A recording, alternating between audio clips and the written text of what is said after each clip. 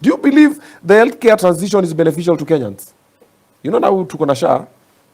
Is it working? Have you heard anywhere it's working? Inakwanga na mambo yake. It's not working.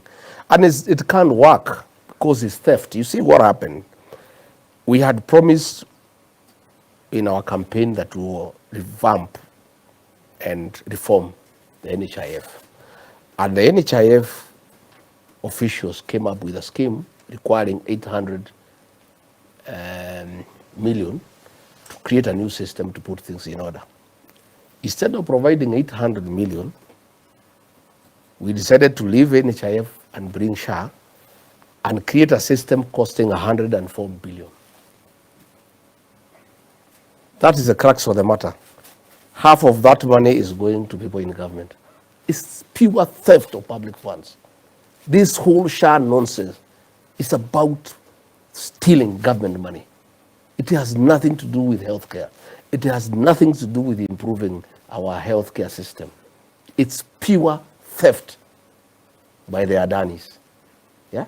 And that is why even when the president cancelled the airport, very reluctantly, he never cancelled SHA. That's where the loot is.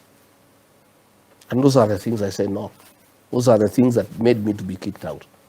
I said, regarding Gachagua, to be a crime, to be a partner in crime, to steal more than 50 billion shillings belonging to the people of Kenya, I cannot. How much money is enough? I don't know. You should tell me. I don't know. I don't know either. Hustler I fund. have seen Hustler Fund is another. Is it legit? No, it's a sham. My brother, we promised the people that will create Hustler Fund. We used to have Youth Fund that was working. Yes. Wezo Fund that was working. Women Fund that was working. They were collapsed, and we brought in the Hustler Fund. Hustler Fund, do you know how much money you borrow for business? 500 shillings. What business can you start with 500 shillings in this country? Mayai. Gonga mayai. So how many people can do mayai? And then if everybody did mayai, whom will you say the mayai to? It's an insult to the people of Kenya. And that's why I said, Mr. President, I'm finding it very difficult to work under you because you cheated the people of Kenya and I helped you to cheat them. When I go home to Karatina and people ask, this Hustler Fund you promised us, what is 500 shillings? The thing is a scam, It cannot work. And we had Wezo Fund, we had Youth Fund, we had Women Fund.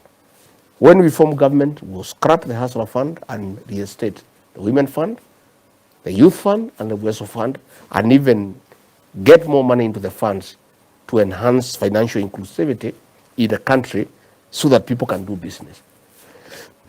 There is no business you can do with 2,000 shillings, 3,000 shillings. You need a minimum of 50,000 going up, And all factors being constant, I want to tell our small-scale traders to have faith that, God willing, all factors being constant, we are going to have a regime change.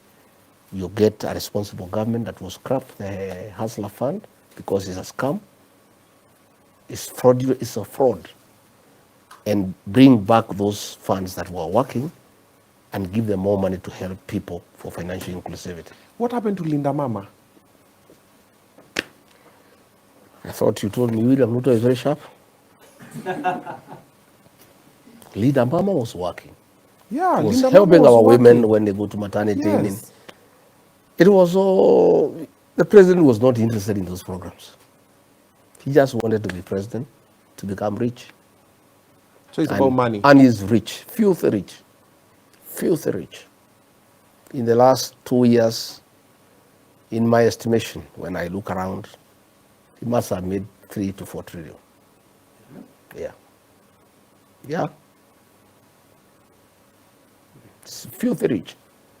And I think that was his dream. I don't think he cares about this country. I'm not sure anymore he cares. Because people are making noise, he's not interested. People are raising issues, he doesn't bother. But he is rich. That he has achieved. Rich, filthy rich. Okay, let's the housing tax.